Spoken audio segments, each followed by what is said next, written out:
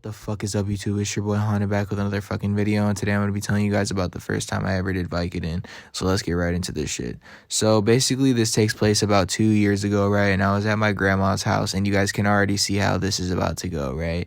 Basically, I was fiending for drugs. I wasn't at my mom's house. My mom's house is where I can basically, or at the time was basically where I could just do all my drugs, and I could not do drugs at this point in time. I was at my grandma's house. My card that I came with had just ran out, and to my subscribers and everybody that watches my channel, that definitely sounds like a state of emergency, all right?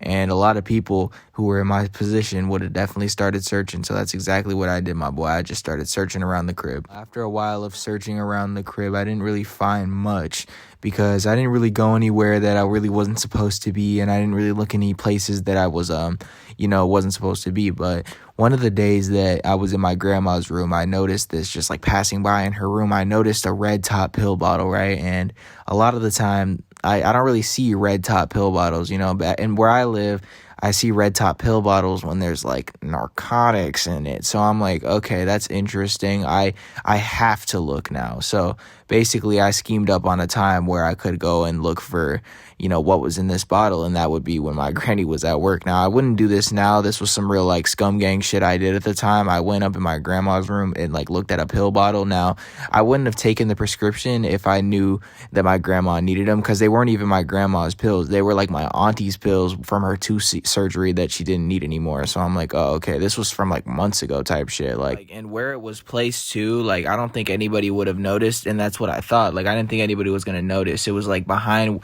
kind of tucked behind one of my grandma's like purses, but like on a shelf, but you could like still kind of see it if you like walked a couple steps in her room. Then I wasn't like going deep in her shit either. I just saw this shit and I was like, the door's open in here. I might as well just take me a look. So the first day I saw them, I'm like, okay, I'm just gonna take the whole fucking bottle, right? So I fucking took all these pills, right, and I stashed them downstairs, and I left like one in the fucking bottle because at the time I was really bad, like, what I'm saying, I was really bad. So I took all these and I stashed them up in the laundry room, and I was like, okay, tonight, or like maybe late in the night, I'm gonna pop these shits, or I'm gonna snort them, right? Because you know how I get down, bro. Just gonna cut right to the the chase here with the whole plan being set into motion. I did wait for it to be very late in the night, probably around 2 or 3 in the morning, and I remember this whole experience starting off. I'm gonna give you guys a little trip report, right? I was sitting in my bed, right? I was laying there, and I had it stashed up in the laundry room, like I said, and I waited for it to be about, like, I don't know, like I said, 2 or 3 in the morning, and I went up in the laundry room,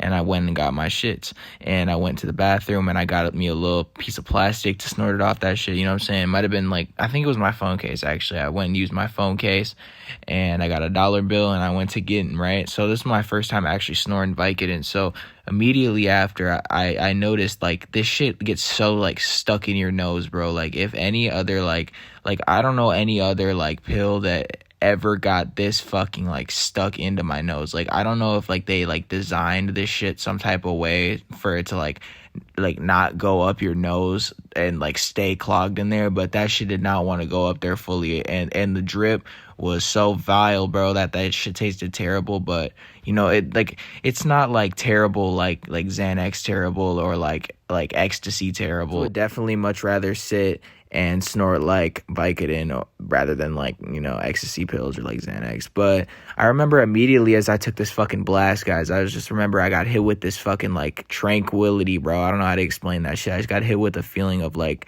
you know what I mean? Like, I got hit with like a blast of like I don't know, like clarity, and I just felt like my mind was super clear as well. So I remember after this, I was like deciding that I was gonna make my little like 3 or 4, I don't know how many pills I had, but I was making them stretch through the night, my boy. These were like 15 milligrams, and I know I could go crazy on all those shits, but I was making them stretch, and I was taking this pill, and I remember, because I knew it was strong the first time I took them and started snorting them. I remember that shit was strong as fuck. So I remember I just kept taking blasts throughout the night and watching Breaking Bad. And, bro, that shit made me feel like I was Tuco, bro. Like, that shit had the show that I was watching looking way more vivid, and the colors popping out like crazy as fuck. Like, I don't know, like, I'm not saying I was tripping balls, like, I was fucking, like, seeing, no. I was just saying, like, the colors definitely looked a lot more colorful. They were coloring a lot harder, if you know what I mean. But yeah, for the rest of this night, I remember I kept taking blast of just like Vicodin all night, and I just kept taking these fucking lines, and I just remember